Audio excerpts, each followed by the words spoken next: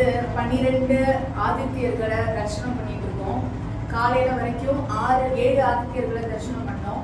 இப்போ வந்து மதியானம் விஸ்வநாதரை தரிசனம் பண்ணிட்டு விஸ்வநாதர் கோயில் பக்கத்துல 3 ஆதித்யர்கள் காட் சைடு இருக்காங்க.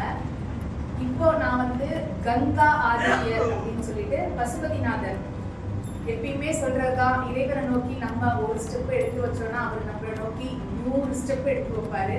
நம்மளோட பிரார்த்தனைகள் உண்மையா இருக்கும் பட்சத்துல நிச்சயமா எல்லாமே நிறைவேறும்.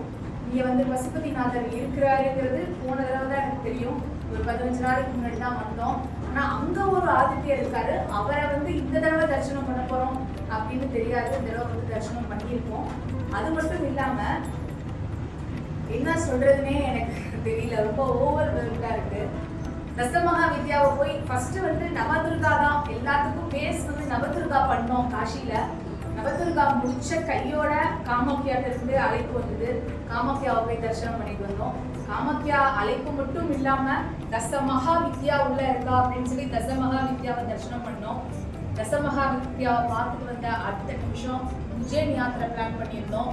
உஜ்ஜைன் யாத்திரையில நம்ம கூட வந்த ஒரு யாத்ரி பிரம்மாம்பிகா அப்படின்னு சொல்லிட்டு பக்லாமுகி, நம்ம கூட வந்த யாத்ரி பக்லாமுகி உஜ்ஜைன்ல இருக்கான்னு சொல்லி அந்த தசமகா வித்யால பக்லாமுகியும் ஒரு டீம் சொல்லி பக்லாமுகியை போய் தரிசனம் பண்ணிட்டு வந்தோம். இப்ப ஆதித்யர் தரிசனத்துல இருக்கும்போது கங்கா ஆதித்யாவை பார்த்து வந்தோம். பார்த்துட்டு இப்படி பக்கத்துல கூட அந்த பையன் இந்த பையன் வந்து எங்களுக்கு எல்லாம் சொல்லி கொடுத்துட்டு இருக்காப்ல. அப்ப பக்கத்துல இங்க சிவலிங்கம் இருக்கு, இங்க வந்து பாருங்க லலிதாவோட பாதுகை இருக்கு அப்படின்னு சொல்லி கொடுத்து வந்தாப்ல. தசமகா வித்யால இவ வந்து லலிதா தேவி.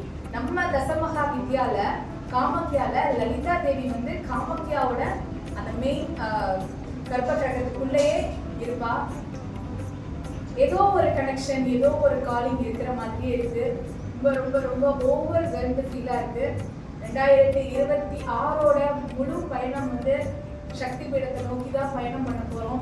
அது எல்லாத்துக்கும் ஒரு ஆசீர்வாதமா இந்த மாதிரி திருப்பி திருப்பி முதல் தசமகானா என்னன்னு தெரியாது, தசமகானா என்னன்னு தெரிய வச்சா திருப்பி திருப்பி திருப்பி திருப்பி எங்க போனாலும் தசமகா தசமகா தசமகா அப்படின்னு காதுல ஒலிக்க ஏதோ ஒண்ணு நம்மளுக்கு அம்பாள் வந்து நம்மளுக்கு ஆசீர்வாதம் பண்றா.